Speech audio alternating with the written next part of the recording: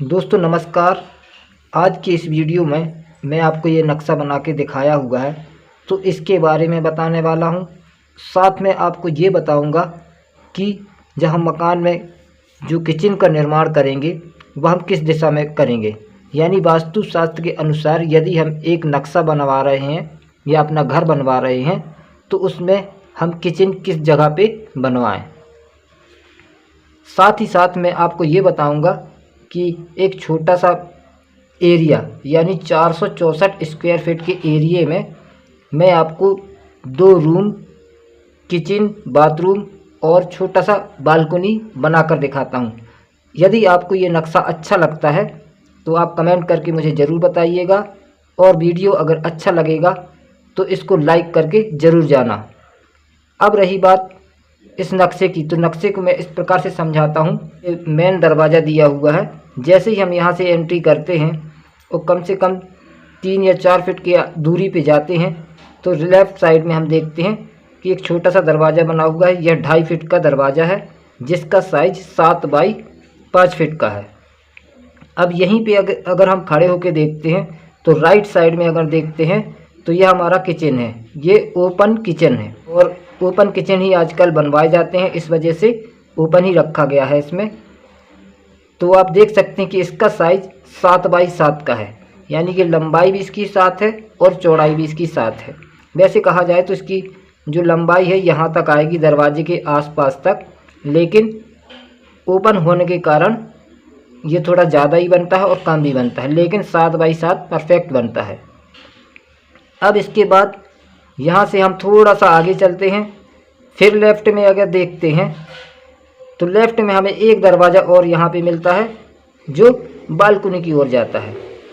जैसे भी हम इस बालकनी के अंदर जाते हैं तो इसकी लंबाई और चौड़ाई यह 11 फीट लंबा है और 4 फीट चौड़ा है, जो इस मकान की डिज़ाइन को बढ़ाता है, क्योंकि मकान का जो फेस है ये इसी साइड से हो रहा है, लेकिन ये एक डबल स्टोरी मकान होने के कारण यहाँ से इसका एंट्री हो रही है, लेकिन इसका फेस इस साइड से बन रहा है।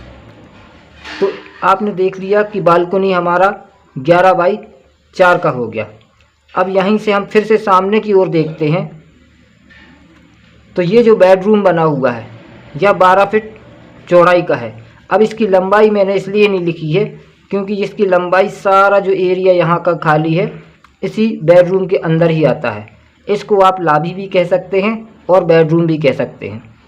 और यहाँ पे जो बालकनी जो हमने बताई है आपको, ये दरवाजे के साथ साथ यहाँ एक 3 पल्ले वाला विंडो भी लगाया गया है जो वेंटिलेशन का काम करती है और हवा आने का भी काम करती है, यानी दोनों रोशनी और हवा इस खिड़की की सहायता से अंदर आ रही है। इस खिड़की का साइज अगर बता दें तो 6 फीट बाई 5 फीट का है। अब फिर हम यहाँ पे आते हैं, फिर हम राइट साइड जाते हैं तो ये किचन है। तो किचन के थोड़े ही पास आते ही इसमें साथ में एक दरवाज़ा और दिया गया है, यह दूसरे रूम के लिए है। जैसे ही हम इसमें एंट्री करते हैं तो यहाँ देखते हैं कि इसका जो साइज़ है 9 फीट बाई 8 फीट का है। फिर वापस हम जाते हैं तो हमारा किचन मिलता है। तो ये जो हमारा नक्शा बनाया गया है बहुत बढ़िया तरीके से बनाया गया है, शानदार तरीका है। यहाँ से एंट्री करते हैं, लेफ़्ट में बाथरूम, राइट में किचन, आगे जाते हैं फिर लेफ़्ट में बालकनी का दरवाज़ा और राइट में एक रूम का दरवाज़ा, और जहाँ हम खड़े होते हैं वह बेडरूम एक बड़ा है और या लॉबी मान सकते हैं।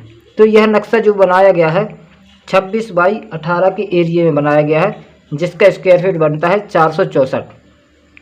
अब ख़ास बात मैं आपको इस वीडियो में बताने वाला हूँ वह यह है कि जब भी हम मकान को बनाते हैं तो उसमें हमें किचन कहाँ बनानी है।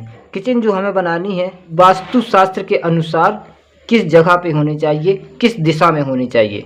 तो चलिए मैं आपको यहाँ पे एक छोटा सा डायग्राम और बना हुआ है, इसकी सहायता से मैं आपको बताता हूँ कि जब आप मकान बनवाएंगे तो आपको किचन किस दिशा में बनवानी चाहिए। तो अब मैं बताता हूँ आपको कि जब हमारा मकान बनता है तो उसमें हमें जो किचन निर्माण कराना है या नक्शे के अनुसार किचन को बनवाना है तो आपको किस जगह पे बनाना है।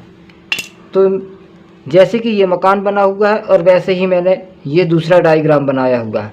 तो इसमें आप देख सकते हैं कि उत्तर दक्षिण पूरब पश्चिम यानी ईस्ट वेस्ट नॉर्थ साउथ, इसके हिसाब से यदि देखा जाए तो आपका जो अग्निकोण यहाँ बनता है वो भी कहाँ पे, साउथ ईस्ट से या दक्षिण पूर्व की ओर ही होना चाहिए।